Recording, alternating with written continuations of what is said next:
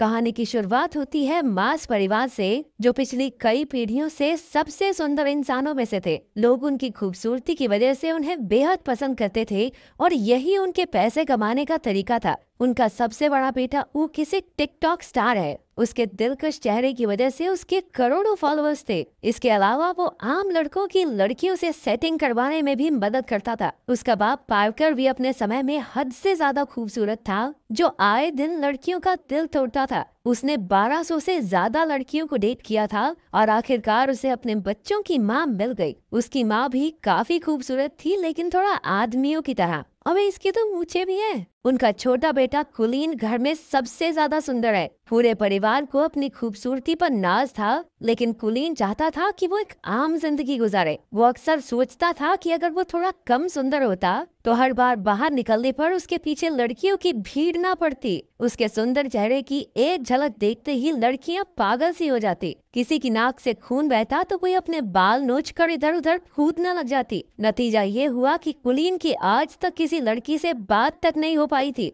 वो ज्यादा बाहर नहीं जाता था और अब तक घर से ही पढ़ रहा था। कुलीन के पास अपनी मछली के अलावा बात करने के लिए कोई भी नहीं था। वो अकेला ही पत्ते खेलते हुए मछली से बातें करता रहता। उसके इस बर्ताव से उसके परिवार को काफी चिंता हो रही थी। ओकिस कई बार उसे सुंदर लड़कियों की तस्वीरें दिखाकर पंप देता कि जा भाई, दुनिया में लड़की लड़की पड़ा क्या कर रहा है तू। लेकिन कुलीन कहने लगा कि उसे एक ऐसी लड़की चाहिए जिसे उसकी सुंदरता से फर्क ही न पड़ता हो। वो चाहता था कि लड़कियां उसके दिल के लिए उसे पसंद करें। जब कोई तरकीब काम नहीं आई तो परिवार वालों ने एक नया तरीका सोचा। उन्होंने गरीब होने का नाटक करने का प्लान बनाया ताकि वो कुलीन को स्कूल जाने पर मजबूर कर सकें। एक रात जब कुलीन पानी पीने उठा तो उसने अपने माँ बाप को बात करते सुना कि अब से वो लोग नाश्ते में सिर्फ अंडे खाया करेंगे ताकि कुलीन को घर से पढ़ाने के पैसे जमा हो सके। ये सुनकर उसे काफी पछतावा हुआ और अगली सुबह उसने स्कूल जाकर पढ़ने का फैसला किया। ये सुनकर पूरा परिवार खुशी से नाचने लगा, लेकिन फिर कुलीन ने कहा कि मैं तो सिर्फ लड़कों के स्कूल में जाऊंगा। बाकी सबका मूड थोड़ा खराब हुआ, लेकिन फिर भी वो मान गए कि कम से कम घर से बाहर तो निकलेगा ये। स्कूल के पहले दिन ओकिस उसे बाइक पर छोड़ने गया, लेकिन बाइक से उतरकर भी कुलीन हेलमेट पहन कर ही चला गया। उसने पूरा दिन हेलमेट पहनने की सोची ताकि किसी का ध्यान उसकी खूबसूरती पर ना जाए, लेकिन हुआ एकदम उल्टा, क्योंकि हेलमेट की वजह से सारे बच्चे उसे ही देखने लगे। उसे परेशान करने सिडी नाम का एक लड़का और उसके चेले आ गए। जब टीचर आई तो उसने कुलीन को हेलमेट उतारने को कहा। ना चाहते हुए भी कुलीन को अपना हेलमेट उतारना पड़ा और सबने उसका दिलकश चेहरा देख लिया। इसके बाद तो टीचर सीधा हॉस्पिटल में पहुंच गई, क्योंकि कुलीन को देखते ही उसकी सांसें थम गई थी। कुलीन सीधा घर की ओर भागा, लेकिन बदमाश लड़कों ने उसे रास्ते में ही पकड़ लिया। उसे स्टोर रूम में लाकर वो लोग सुपर हीरोज की तरह अपनी पहचान बताने लगे। ये तीनों पिछले 3 साल से स्कूल में पढ़े थे, क्योंकि सिटी को बस बीबीएम स्कूल की सबसे सुंदर लड़की अमेंडा के साथ ही पार्टी में जाना है। अमेंडा सिर्फ सुंदर लड़कों की बात ही सुनती है, इसलिए उन्होंने कुलीन को अपना डाकिया बनाने की सोची। फिर उन्होंने कीबो नाम के एक शरीफ लड़के को धमका कर उसका साथी बना दिया। कुछ देर बाद कुलीन प्रिंसिपल के पास इन बदमाश लड़कों की शिकायत करने पहुंचा। प्रिंसिपल बेचारा खुद ही अपने बेटे की वजह से परेशान था। वो उल्टा कुलीन से ही कहने लगा कि लड़की पटवा दे भाई इस बॉलीवुड से,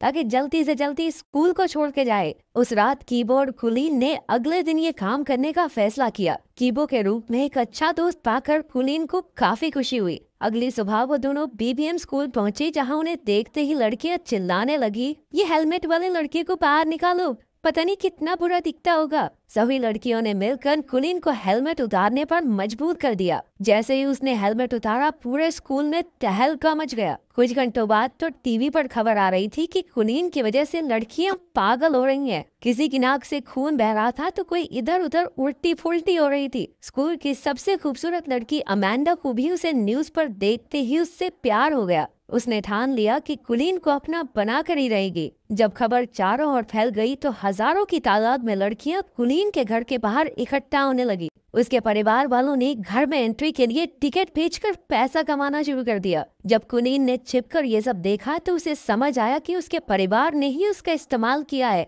जब उन्होंने उसे कॉल करके घर पर वापस बुलाया तो कुलीन ने लौटने से साफ इनकार कर दिया। और तो और इतनी सारी लड़कियों की वजह से अपनी मछली की बुरी हालत देखकर उसका दिल और टूट गया। अब वो एक बिल्डिंग की छत पर उसे ढूंढ रही लड़कियों से छुपता फिर रहा था। अचानक एक लड़की ने पीछे से आकर कहा, छलांग बलांग मारने का तो प्लान नहीं है ना तुम्हारा? कुलीन हैरान होकर उसे देखने लगा, क्योंकि वो पहली लड़की थी जो उसे देखकर बेहोश नहीं हुई। उसे देखकर कुलीन के दिल की धड़कन बढ़ने लगी और वो कुछ बोल तक नहीं पाया। इसके बाद वो लड़की भी कुछ नहीं बोली और वहाँ से चली गई। कुछ देर बाद वो कीबो के घर रात गुजारने पहुंचा। कीबो और उसकी दादी ने उसका काफी ख्याल रखा। कीबो के कमरे में कुछ बहुत ही रेयर कार्ड्स को देखकर वो काफी खुश हुआ, क्योंकि उसे भी ऐसे कार्ड्स कलेक्ट करने का शौक था। अगले दिन दोनों छत वाली लड़की को ढूंढने लड़कियों के स्कूल में गए। वहाँ पर उनकी मुलाकात अमांडा से हो गई, जिसे उन्होंने सिटी का खत दे दिया। अमांडा कुलीन की खूबसूरती से फर्क न पड़ने का नाटक करने लगी, लेकिन जैसे ही वो गया अमांडा की नाक से भी खून निकलने लगा। कुलीन को सीढ़ियों पर वो लड़की फिर से दिखी, लेकिन अपने आसपास लड़कियों के झुंड की वजह से वो उससे बात नहीं कर पाया।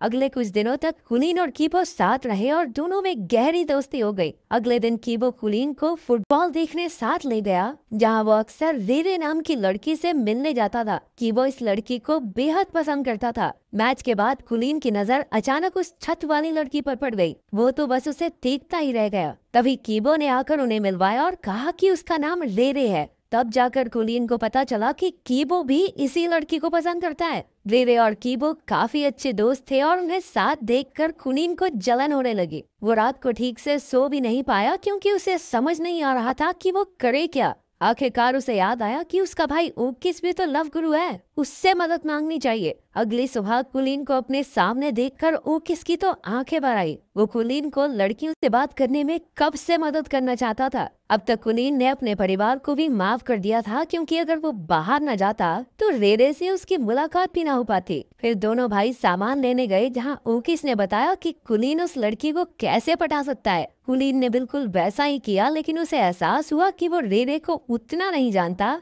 जितना कीबो जानता है। लेकिन वो फिर भी हार नहीं मानना चाहता था। एक दिन अमांडा ने लड़कों के स्कूल में आकर कुलीन को अपने जन्मदिन की पार्टी का न्योता दिया और साथ साथ एक फोन भी थमा दिया कि बाबू मुझे इससे कॉल करना, ठीक है? फिर शाम को कीबो, कुलीन और रेरे घूमने गए। वहाँ कुलीन समझ गया कि रेरे भी कीबो को पसंद करती है। उन्हें साथ देखकर उसे जलन महसूस हो रही थी। बाद में कीबो के जाने पर उसने सीधा रेरे से पूछ लिया कि क्या वो कीबो को पसंद करती है। पहले तो रेरे नहीं मानी, लेकिन जब कुलीन ने झूठ कह दिया कि कीबो तो अमांडा से प्यार करता है, तो अचानक से रेरे का मुंह तर गया। अब ये साफ था कि रेरे को भी कीबो पसंद है। इसके बाद घर लौटकर कुलीन ने अमांडा को फोन करके उससे कुछ मदद मांगी, और वो तो कुलीन के प्यार में कुछ भी करने को तैयार थी। फिर अगले दिन अमांडा के बर्थडे पर कुलीन और कीबो दोनों पहुंचे, तो अचानक से अमांडा ने कुलीन को छोड़कर कीबो पर ध्यान देना शुरू कर दिया। वो उसे खींचकर साइड में ले गई और तभी रेरे भी पार्टी में आ गई। रेरे की नजर अमांडा पर पड़ी, जो कीबो को किस कर रही थी। ये देखकर उस बेचारे का दिल टूट गया और वो वहाँ से भाग निकले। उसके पीछे पीछे कुलीन ने भी जाकर अपने प्यार का इजहार कर दिया।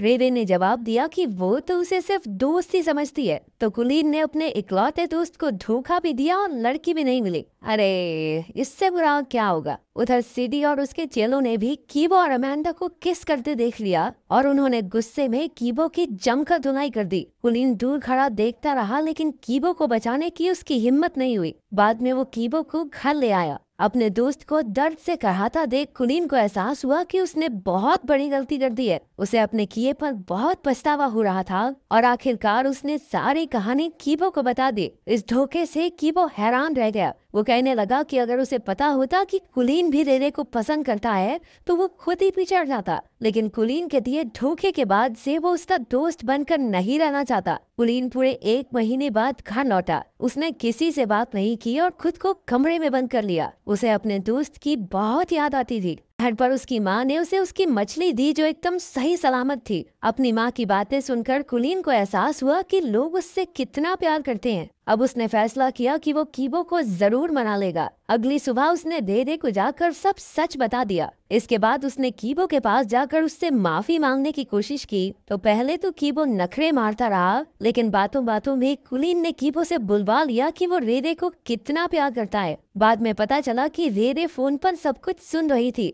आखिरकार उन दोनों के बीच की गलतफहमियां दूर हो गई थी। कुछ दिन बाद सब डांस पार्टी में गए, जहां कीबो की पार्टनर रेरे थी और कुलीन की पार्टनर अमांडा। आखिरकार कुलीन और अमांडा को डांस के किंग और क्वीन का खिताब मिला। जहां एक ओर सारी लड़कियां उसे स्टेज पर देखकर पगला रही थी, वहीं उसे एक लड़की की आवाज आई कि इतना भी अच्छा नहीं दिखता ये सुनते ही कुलीन का दिल एक बार फिर से जोरों से धड़कने लगा और उसकी नजरें इस अनजान लड़की को ढूंढने लगी।